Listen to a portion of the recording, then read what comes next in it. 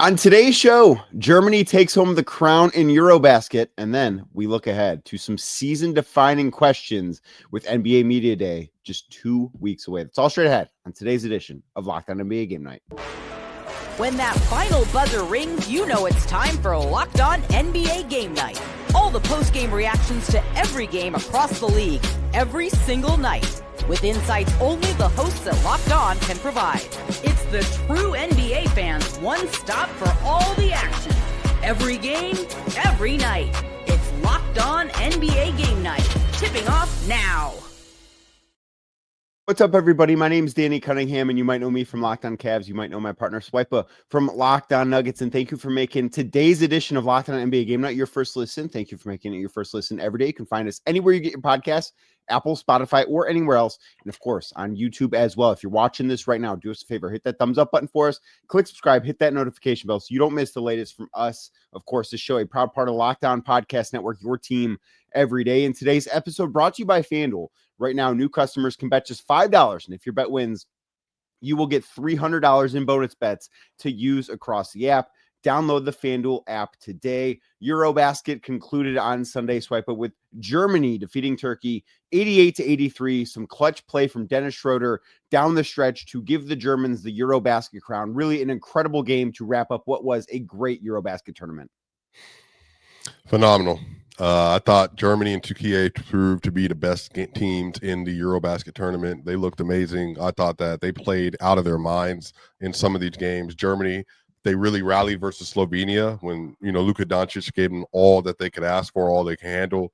Turkey, obviously, in the group stage, they managed to beat Serbia and ultimately putting them on the right side of the bracket. And that win ended up being the key. And Alperen Şengün's play, 28 points and 13 rebounds, and Shane Larkin going for 25 ended up to be key in putting them in this spot to be able to advance and make it all the way to the final game. So just a spectacular game all the way up and down for both teams. I know that obviously Turkey fans are going to be really upset about this. This is an opportunity for them to win EuroBasket, and really this is the best our national team has been in quite some time. And so there's reasons to be disappointed. Obviously, I would never want to minimize because I think Giannis, as we'll talk about a little bit later, highlighted why it's so important for so many players to win in these moments and to be able to do the things that you need to do in order to put yourself in a position to win at the end of games. But unfortunately, there can only be one victor, and Germany, they proved that from top to bottom, they had the best roster, and that Dennis Schröder, who I think in the NBA has made himself into a very fantastic role player who has a lot of value in this league, who does a lot of really important things. He was able to really put his stamp on the game with the biggest two baskets in order to seal this game and put them away, put them up one with a minute 15, and then another basket to put it away when they were up one with 24 seconds with a nice just pull up mid-range shot, echoing back, as people said on Twitter, to Michael Jordan versus the Utah Jazz in 1990. So shout out, great win from Germany. This is just like the world has a lot of talent, Danny, and I think the EuroBasket was a great opportunity for us all to see it. Well, let's get a little bit more from this game from Locked On Magic, or I guess today Locked On Germany host Philip Rossman-Reich. This is Philip Rossman-Reich, the host of Locked On Magic, or I guess Locked On Germany for today, because Germany are your EuroBasket champions, defeating Turkey in a back-and-forth game that delivered truly one of the classic championship games we have seen in a very, very long time. In this game, all the stars stepped up. Orlando Magic forward Franz Wagner scored 16 of his 18 points in the first half. Alperen Şengün had another incredible game to cap off what was an incredible breakout tournament for the young Houston Rockets center. But everything came down to Dennis Schröder and the two shots that he made at the end that put Germany up by 1 and then by 3 to close this game out and give Germany the win. At the end of the day, Schröder did not have the best game overall, did not shoot the ball particularly well, even though he had 13 assists. But it came down to what all these games ultimately come down to: poise and composure. And this German national team has been together for 4 years. They competed in the 2022 EuroBasket, winning bronze. They won the 2023 FIBA World Cup. They got 4th, playing for another medal at the 2024 Paris Olympics. And this year they came together once again. And at every challenge, at every moment when it looked like they were going to blink or that they were going to be down big, they just stuck to it and did their thing.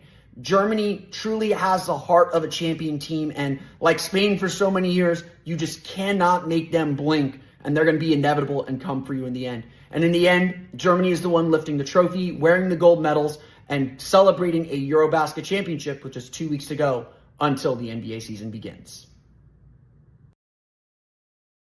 To run through the box score just a little bit, as far as some notable NBA names go, as Philip Rossman-Reich mentioned, Franz Wagner had 18 points. Dennis Schröder had 16-12, according to the official FIBA box score. And I think it's worth reminding, as you look at these numbers, these are 40-minute games, not the 48-minute games that we're used to over here in the NBA. Schroeder's game is more like here, 22 and 15 in a game 7, essentially. Like, maybe his points didn't blow you out of the water, but what he was able to do and what he has done, not just in this tournament, but throughout his international career, has been really, really impressive, because he maybe wasn't necessarily the best player for all 40 minutes of this game, win the gold medal, and he take home the tournament MVP. He also won the World Cup MVP back in 2023 when the Germans won gold in that. He has really accomplished a lot as an international player, certainly over the past couple of years. He deserves all of the love and the credit that he's getting right now. And I think that Dennis has continued to put his stamp on that he's one of the best and most accomplished international players in the history of FIBA and in history of international basketball. You know, I think that him being able to step into the limelight like he does every single year for Germany, and always stepping up big, always being, especially again, for context, not in the NBA, but at international level, he is an elite scoring guard. He is an elite driver. He is an elite playmaker, and he's a very good passer. And one of the things about Dennis, that again, NBA or on this stage, that will never be accounted for is the fact that he is such a terrifically determined defender. And he's the same size as Darius Garland, Danny, and is somebody who covers the Cavs. You know how difficult it is to cover somebody when you're 6'1". And it doesn't matter for Dennis. Dennis is strong, he's ferocious, and he competes on the defensive end in ways that we really just don't see from guards his side. So just a phenomenal game. I cannot say enough about him, about the impact that he's made on the German national team. I mean, he is like free drinks for the rest of his life in Germany. Level of good. Yeah. Oh, there's no question about that, because and I don't think that his success is going to change who I personally think of when I think of German basketball, because it's going to be Dirk. Like, just historically, that is always going to be the guy. But what he's accomplished on the international stage, I think, is kind of becoming second to none as far as team success and tournament goes for that country, at least recent success. And I just think that, you know, he's built quite a case. And I know that there's been a lot of talk, I know you've been part of it, about his potential Hall of Fame resume. And you wouldn't necessarily, if you only watch the NBA, you would never think that about him. But all of this stuff matters, and it matters a lot. Yeah, I think the hard part is, you know, when I did bring this up on Player's Choice, the Hall of Fame, the Naismith Hall of Fame, is a basketball Hall of Fame. What did you do in college? What did you do for your NBA teams? What did you do on the international level? All of that stuff goes into play. And obviously, you know, everyone from coaches to announcers can make it. But in the NBA, you have to be able to live a certain level of like historical dominance when you're talking about these dudes. Dennis doesn't exist in that framework. Dennis is a good role player in the league, but he is a superstar every single year we get into this circuit, and we got to have high-level international play. So I think there's a real argument for him that when everything is kind of was over about his career, he'll be a Hall of Famer, just because you can't tell the story basically of almost a decade worth of international basketball. You can't tell the story of how good that era was without talking about Dennis Schröder. So I absolutely think that he is going to get a lot of consideration for that when his time comes. So there's one more international EuroBasket note that we've got to get to coming up in a second, and then we are going to dive into some of the biggest questions that we have. Just 2 weeks, 2 weeks away from NBA Media Day. That's next right here on Locked On NBA Game Night.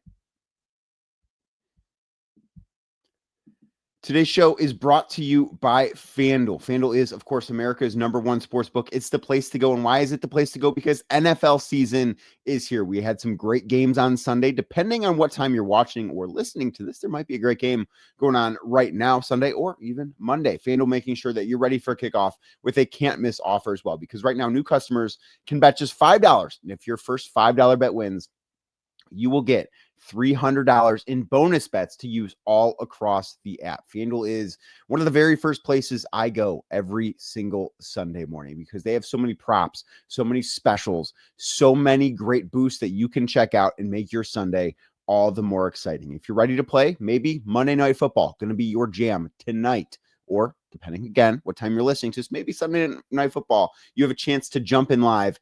FanDuel, the place for you to go. So if you're ready to play, download the FanDuel app right now by visiting FanDuel.com. That is FanDuel.com to get started. Again, FanDuel.com to place your first $5 bet. If it hits, you'll get $300 in bonus bets to use all across the app. Again, go to FanDuel.com or download the FanDuel Sportsbook app. FanDuel, America's #1 sportsbook. Thank you again for making Locked On NBA Game Night your first listen today and every day. And wherever you're watching your podcast or listening to your podcast, make sure you are subscribed to this channel. And we did have the third place match in EuroBasket before the gold medal game. Obviously, Greece took down Finland 92-89. They were able to hold off Finland after Greece got off to a very fast start in the first half, held a significant advantage. And Finland outscored them in the fourth period 33-23. And then after the game, Giannis had what I thought were some very interesting words, because winning a medal in EuroBasket with Greece is no small accomplishment for that country with their basketball history. And he claimed that this new medal is the biggest success of his life, Swipa. Yeah, I think that this is a common theme, and I think people should get in line with this. You know, a lot of people are going to hear that and be like, well, what do you mean that you're playing an international stage and you win like a bronze, in America, which is like something to scoff at. And then, for NBA players, you win a title. That should be the epicenter of your career. Your career is now set. It's perfect. I mean, Danny, if we in America, in the United States, valued gold medals, silver medals, bronze medal, Carmelo Anthony would be no doubt one of the best winners of all time. He has 3 gold medals and 1 bronze medal in 4 separate tries. Like, he's one of one. Kevin Durant, 12, 16, 20, and 24, or 21 and 24. That dude has went out and got 4 of them things. So if we did that, we wouldn't call Kevin Durant and Carmelo Anthony's, those kind of players, losers, because they did everything they're supposed to do. Giannis is like, he already got a championship. He doesn't, he probably doesn't have the team to compete this year. But for Giannis, yeah, winning one for the place that I came to as a child, the place that I grew up at, the place that gave me my first basketball, that I learned to love the game, to play the game, the country that embraced me and my family, after a period of time. And for him to be able to put on those national colors and to get a bronze in EuroBasket for a team that historically has not been able to compete super well at this level. And on top of that, he did it with his brothers. That is spectacular. I can understand why this is the most important win in his life. I think it's a really cool thing. And the last question I kind of want to ask here, because I certainly have a take on this and feel a certain way, but do you think that we, in this country, in America, given what the international basketball success of USA basketball is, do you think we don't value it enough? Well, American exceptionalism has always been our marquee thing about this country. We have the best country, we have the best shoes, we got the best companies, we have the best everything, the biggest houses, the biggest cars, Ford truck. The way that we think about America, everything's big and massive and shiny. We don't have tournaments like the in-season tournament, for instance, doesn't get any love around the league for fans, or because it's just like, what did you win? It's not the epicenter of winning. So absolutely, we undervalue it. We should care more about this stuff, because we care enough that if we lose, Danny, at something, it's terrible. It's horrible. Honestly, I'm a huge, huge fan of the U.S. women's soccer team. It is a bigger story when they don't win gold at the World Cup or Olympics than it is when they do for a lot of people because you expect them to be able to maintain dominance. So I do think we should have a higher appreciation, especially given how much talent is there in the world now. You should absolutely have more respect for people when they're able to get the job done and get something done like this to this degree, especially given the economic situation surrounding certain countries, the basketball training facilities surrounding certain countries, the camaraderie. They've been playing together since they were 8, 9, 10, 11, 12 years old. And now we're 30 and we won a bronze medal for our country, something we've been dreaming about since we was children. Oh, man, we should absolutely hold this in higher regard. I do wish that we cared about it more. And I think that the place that I come out on this, and I know that this is not relevant to this tournament because this was EuroBasket, and obviously this is not something that the United States is a part of, but when we were talking about Schroeder, we brought up the World Cup. And back in 2023, he won World Cup MVP, and he was great, and the Germans won the gold medal. And that historically has been an event that Team USA doesn't send their A team, so to speak, to. It's not the Olympics is always going to be the big deal.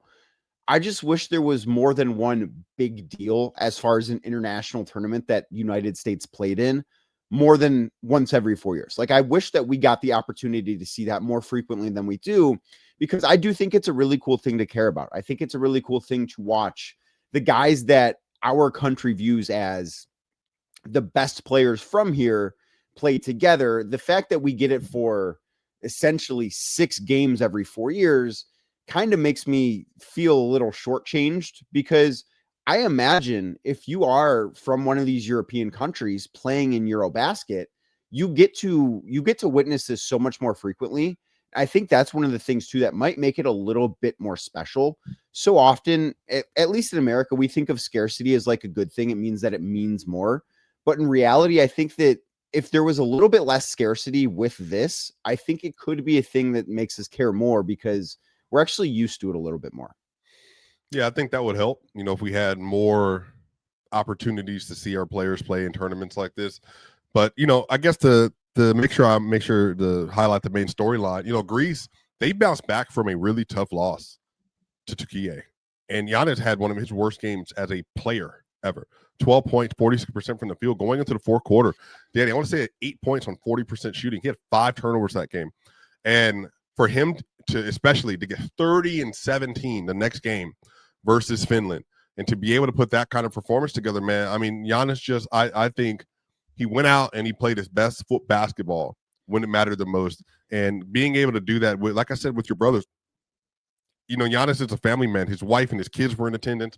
I mean, honestly, I'm happy for Giannis. I have not been as happy for Giannis watching him do something like this since he won a championship, because I know how much these kind of moments mean to him. And for somebody who works on his game as much as he does, this was a spectacular game from him.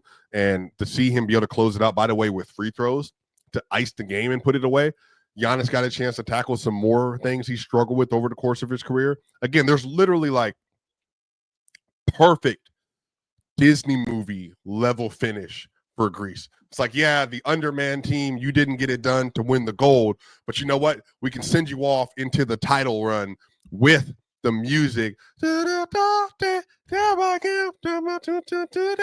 then you can just fade into the black, and Giannis is holding the trophy with his brother. This is great. I love it. I love this for Giannis. It's hard to replicate, and international basketball is certainly the only place that we really ever have the opportunity to see those types of moments. So that was awesome, and certainly a great EuroBasket that has now wrapped up. But with that wrapping up, it's time to fully turn our attention to the upcoming NBA season. Media Day is 2 weeks away, and we've got season-defining questions that we want to dive into. We're going to do that next right here on Locked On NBA Game Night. But first, today's show is brought to you by 5 Hour Energy. Caffeine just got a flavor upgrade because 5 Hour Energy shots deliver tasty caffeine in 17 bold flavors. That's right, 17 different bold flavors. Each 2-ounce shot packs the caffeine of a premium 12-ounce cup of coffee, plus B vitamins and nutrients with 0 sugar, and more importantly, 0 crashes. One of the best things about 5-Hour Energy too, how portable they are. It's not something that's going to take up a lot of space. It's perfect for on the go. It's big taste in a tiny shot. Like I said, you can take it anywhere and get the boost exactly when you need it. Maybe you're somebody at work at your desk, 2:00 in the afternoon is when you need that boost, or maybe you're somebody like me who wants to potentially turn 18 holes into 36 holes on Monday or Tuesday. 5-Hour Energy can help get you through that. So enough with boring, flavorless caffeine. It's time to give your caffeine a flavor upgrade with 5-Hour Energy shots. Get the favorites you love, or be bold and try something new in store and online at the number 5 hourenergy.com. That is the number 5 HOUR energy.com, or on Amazon today. Thank you again for making Locked On NBA Game Night your first listen today and every day. And if you're watching the show on YouTube, do us a favor, hit that thumbs up button as you hang out with us. And Swipa Media Day, 2 weeks from Monday. Training camp all begins everywhere 2 weeks from Tuesday. Certainly very excited about it. And I've got some questions that I think are going to be very interesting to look at right now before the season gets started, because the answers to those questions, I think, could kind of define what the upcoming NBA season brings to us. And the one that I want to start with is in my neck of the woods, in the Eastern Conference, because I look at this conference and I see the Cavs at the top, certainly as a very proven regular season team and an unproven postseason team. I see the New York Knicks, who are also a very proven regular season team and slightly more proven in the postseason. And then I see a bunch of question marks. I think Orlando could be really good. I think Atlanta could be really good. I think Detroit could take another step forward and be really good. I think Giannis in Milwaukee could maybe surprise some people. But I have no idea of that group of 4 teams specifically who's going to be a team that steps up in the East and maybe not challenges like for the 1 seed, but who is the team right now that I look at and say, yes, if someone other than the Knicks is going to beat the Cavs, or someone other than the Cavs is going to beat the Knicks, who's it going to be? And that's the question I don't have an answer to. I don't know, but I'm not going to lie to you. It's for sure. Whoever comes out the West is for sure winning the title next year. I've not felt more comfortable without that in a long time. I think that, like, the Bucks have a chance because the East is a crapshoot. Like, you don't. Do I really believe that, like, Trae Young and Jalen? Now, yes, because the Pacers just did it. But do I really, in my heart of hearts, look at, like, Trae Young, Jalen Johnson, Nikhil, Kristaps? Like, Giannis shouldn't lose to that team. But then I look at Giannis's team and I'm like, KPJ, Gary Trent, Bobby Portis, Kyle Kuzma, Miles Turner. Okay, we can work with that. Gary Harris, like Collins. Like, I just don't believe in anything else on the roster. Giannis is going to do the same thing. He can have a great offensive series, not a great defensive series versus the Pacers. They're not going to have enough shooting, not going to have enough scoring, not going to have any players that can play defense, and they'll lose 4-1 to the Hawks again, or to lose 4-1 to the Cavs, or to lose 4-1 to the Knicks. That's just the way it's built. The Hawks, Nikhil, he's playing well next year, Danny. Kristaps playing well next year, Danny. Jalen Johnson healthy all season. Zachary Ricochet get another leap. Onyeka Okongwu. All of a sudden, I'm like, hey, you know what? I can see them beating almost anybody in the conference. Now, you asking me about playoff viability between them and, like, the Cleveland Cavaliers or them and the Knicks, and I'm like, all right, well, do they really have the upper echelon pieces to be able to beat Cleveland, for instance? Like, if Donovan Mitchell is fully healthy, or Evan Mobley next year takes another leap. I don't know. The Knicks, do they have the ability to put Jalen Brunson and Karl Anthony Towns in trouble?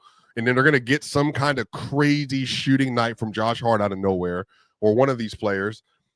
Do I really believe they can beat them? I don't know, man, but I think the Hawks right now, they give me the safest feeling of, like, that team that's kind of right below the Cavs and the Knicks in the Eastern Conference next year.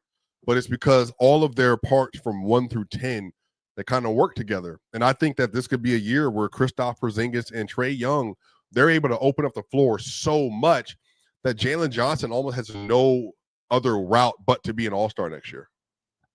See, the word safe, I find to be a very interesting one, because I love what Atlanta did this offseason. I think Kristaps is a great addition, but am I confident he's going to be able to stay on the floor? I don't know. Sure.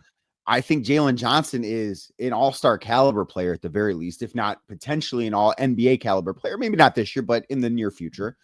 But what's he going to look like coming off of that shoulder injury that he had last year? Trae Young dealt with an Achilles injury all last season. Like, I look at them and say they should be really good, but I also have a giant question about the health issues there. And then I look at Orlando and say, well, you know, Jalen Suggs has very rarely stayed healthy for a full season. I think he's played like one full real season in his NBA career because of injuries. I think that what happened with Banchero and Franz Wagner is pretty fluky last year in terms of injury. Like, I think of all the guys to talk about that got injured and missed a significant chunk of last season, those are the two. I'm just like, it's probably a fluke, not that big of a deal.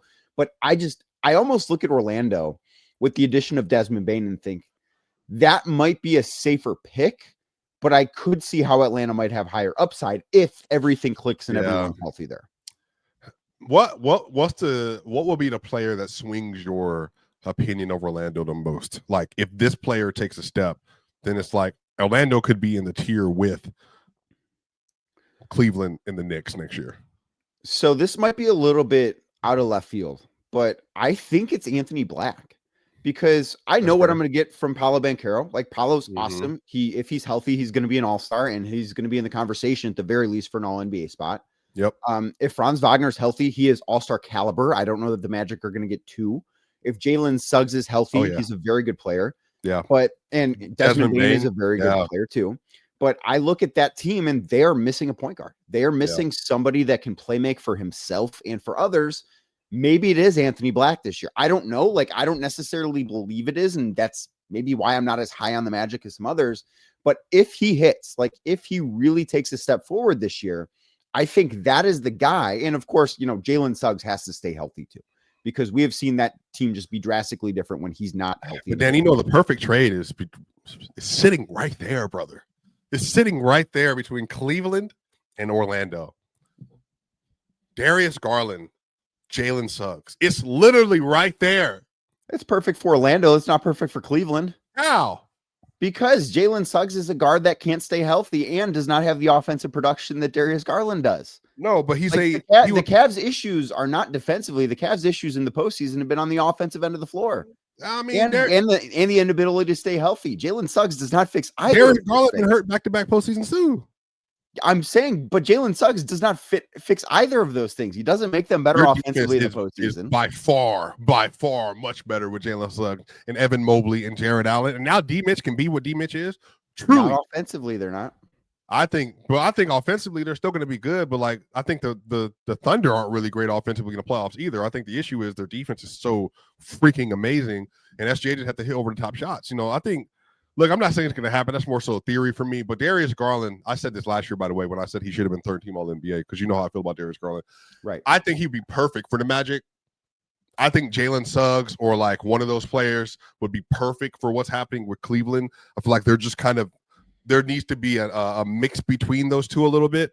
But yeah, I mean, look, if Anthony Black, who I really like, takes a step forward as a playmaker, on-ball shooter, scorer, navigating the pick and roll with Wendell Carter Jr., with Mo Wagner and Goga Bitadze, and then also you get a healthy season from Paolo Banchero. Franz continues to take a step and also stays healthy, and Desmond Bane with Jalen Suggs, and on top of that with Jonathan Isaac. They got a lot of guys. Like they have literally, they should be able to give you tier 1 defensive play at all times. Yes. And give you like a tier 2, 3 level offense, you know, consistently, like somewhere in between that gap.